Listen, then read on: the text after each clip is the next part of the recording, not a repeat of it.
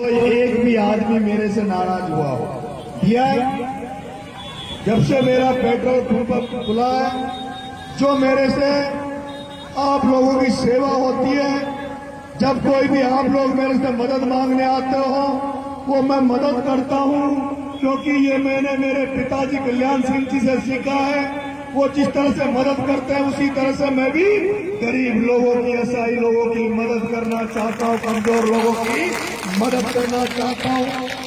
मेरे भाइयों में यहाँ भाषण में ज्यादा नहीं दूंगा, क्योंकि अभी हमें सकतपुर भी जाना है, बपौर तक जाना है।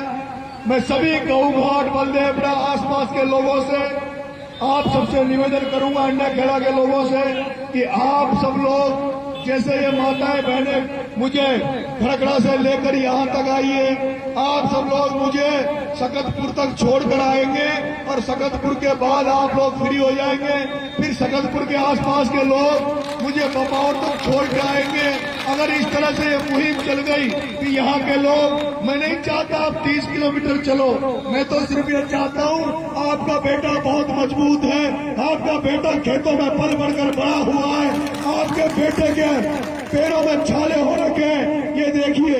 लेकिन नरेश मीणा टकने वाला नहीं है, नरेश मीणा रुकने वाला नहीं है। मैं तो केवल आपसे ये चाहता हूँ, जिस रास्ते में जिस तरह का जन समर्थन आप मुझे दे रहे हैं, आप जब लोग मुझे सकतपुर तक छोड़ने जाओगे, फिर सकतपुर के आसपास के लोग मुझे बपौर तक छोड़ने जाएंगे, फिर बपौर के आसपास के लोग मुझे सांगोद तक छोड़ के आएंगे, तो आपको भी जो मैं लड़ाई लड़ रहा हूँ उसमें आपको भी पुण्य कमाने का मौका मिलेगा, क्योंकि ये ईश्वरीय आदेश है, ये बाबा खाटू श्याम की कृपा है कि जो जन क्रांति यात्रा में निकाल रहा हूँ वो भ्रष्टाचार के खिलाफ निकाल रहा हूँ। मैं जो सरकारी दफ्तरों में, जो तहसील में, थाने में, पटवारी में, जो हमारे लोगों को बिजली घरों में, जो किसानों को लूटा जाता है, पैसे लेकर काम किया जाता है, उस पैसे, उस भ्रष्टाचार को खत्म करने के लिए मैं सड़क पे उतरा हूँ। मैं उस मिलावटखोरों को फांसी की सजा दिलाना चाहता हूँ, जो मिठाई में जहर मिलाते हैं, जो खाने पीने की चीजों में जहर मिलाते हैं, वो मिलावटखोर जिनको फांसी की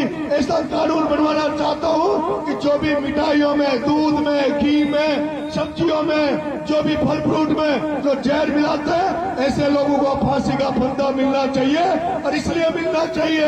अरे मेरे भाइयों, मेरे किसान भाइयों, मेरी माताओं, ये जो गुंडे बदमाश जो होते हैं, ये तो किसी को गोली से मारते हैं, एक को मारेंगे, दो को मारेंगे, चार को मारेंगे, उसके बाद इनकी जिंदगी पूरी जेलों में सड़ जाती है।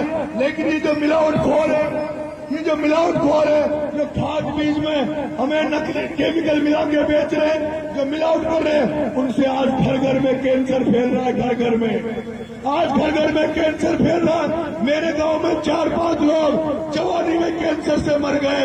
मैं देख रहा हूँ हर गांव में आपके यहाँ कैंसर फैल रहा है, फैल रही हो, कैंसर की बीमारी हो रही कि नहीं हो रही? इनको कारण जाने से देता, इनको कई कारण थे कैंसर को, इनको कारण केवल एक ही है, आजकल सब में मिलावट होगी। आपन जो गवर्नमेंट में खाद बीज दवाइयां छिड़का जा, वो जहर अपना पेट मारे जो अपन सोयाबीनों में, इनमें जो खाद बीज चीज डालते हैं उनमें ऐसा जहर है वो अपने पेट में आ रहा है। अपन मिठाई लाते हैं शहरों से कि मिठाई हमें फायदा करेगी, लेकिन उस मिठाई में भी जहर आ रहा है, केमिकल आ रहे हैं। इसलिए मैं आप लोगों से एक तो यह आग्रह करूंगा कि बाहर की चीजों को खाना कम करो, जो घर में पैदा हो उनको खाओ। अपने घरों में, गांव में जिनके खेती बाड़ी वो 1 या 2 बीघा जमीन केवल गोबर के खाद की रखो। 1-2 बीघा जमीन में आप गोबर के खाद की जैविक खेती करोगे तो कोई फर्क नहीं पड़ेगा। जिस दिन सारी दुनिया इस तरह की खेती बाड़ी करने लग जाएगी तो आपका स्वास्थ्य भी ठीक रहेगा। कितनी बुरी बात है, कितनी बुरी बात है, इतनी बड़ी संख्या में एक भी सांबा वाला बाबा नहीं है। सांबा वाले बाबा कहाँ चले गए? और 90 साल जीने का उम्र, तो 100 साल जीने की उम्र वो कहाँ चली गई? अरे मेरे छोटे छोटे बच्चों को हार्ट अटैक आ जाता, युवाओं को हार्ट अटैक आने लग गया, माता बहनों को हार्ट अटैक आने लग गया। इसका कारण क्या है? मैं आपसे कहना चाहता हूँ, जैसे शेखावटी में पूर्वी राजस्थान में जिस तरह का खान पान है, वो मोटी मोटी गेहूं की रोटियां बनाते हैं, उनमें घी भरते हैं, छाछ खाते हैं, राबड़ी खाते हैं, दूध से रोटी खाते हैं। हम लोग क्या कर रहे हैं? पूरी सब्जी में 1 चम्मच तेल डाल देंगे, मिर्ची डाल देंगे, मसाले डाल देंगे, जिससे हम लोगों का स्वास्थ्य खराब हो रहा है। वापिस से और पुराना सिस्टम अपनाना पड़ेगा, पुराना सिस्टम अपनाना पड़ेगा। मोटा अनाज खाओ, अच्छा खाओ, दूध घी खाओ। घर में दूध घी हमारे सबके होता है, उसको खाओ। शहर की चीजों को लाकर मत खाओ। शहर की चीजों को लाकर खाओगे तो तुम आने वाला समय, आने वाला बर्बाद हो जाओगे। मैंने अभी जब मैं जेल में रहा तो जेल में मैंने देखा कि जेलें स्मगलरों से भरी हुई है, नशेड़ियों से भरी हुई है। मैं चाहता हूँ गांव में कमेटियां बना लो, गांव में कमेटियां बना लो। महात्मा पटेल उसका नेतृत्व करो। जो लोग नशा करते हैं, स्मैक पीते हैं, उन स्मैक पीने वालों को जेलों में डाल दो, उनकी जमानत मत कराओ। और जो स्मैक बेच रहा है, कोई किसी एरिया में स्मैक बेच रहा है, उसका पता करो और थाने में 50 आदमी चल जाओ कि ये फलाना आदमी मेरे एरिया में स्मैक बेचता है। उसको थानेदार बंद नहीं करे तो मेरे से कह देना, उस थानेदार का इलाज कर दूंगा। लेकिन ये स्मैक बेचने वाले, ये जो स्मैक बेचने वाले, इनको जेलों में डाल दो। मैं पूरे राजस्थान के वकीलों से आह्वान कर रहा हूँ, पूरे राजस्थान के वकीलों से आह्वान कर रहा हूँ, ये जो नशा के सौदेबाज हैं, जो नशा बेच रहे हैं, घर घर को बर्बाद कर रहे हैं।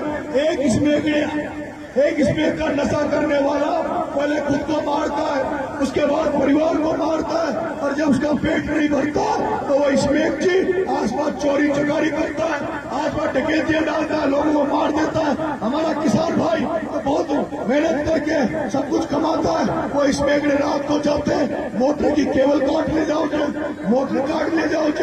आज हमें खेती बाड़ा करना मुश्किल हो रहा है। ऐसे स्मैकड़ियों का नशा खत्म करने के लिए मैं नशा मुक्त राजस्थान बनाने के लिए ये रैली निकाल रहा हूँ। मैं नशा मुक्त राजस्थान बनाने के लिए ये रैली जन क्रांति निकाल रहा हूँ। जन क्रांति का मतलब है कि जनता में क्रांति पैदा होना। जिस तरह से निर्णय सोचता है, उसी तरह से जिस दिन आप लोगों ने भी सोच लिया, आप लोग भी तैयार हो गए, उस दिन मैं कह रहा हूँ भ्रष्टाचार नहीं होगा।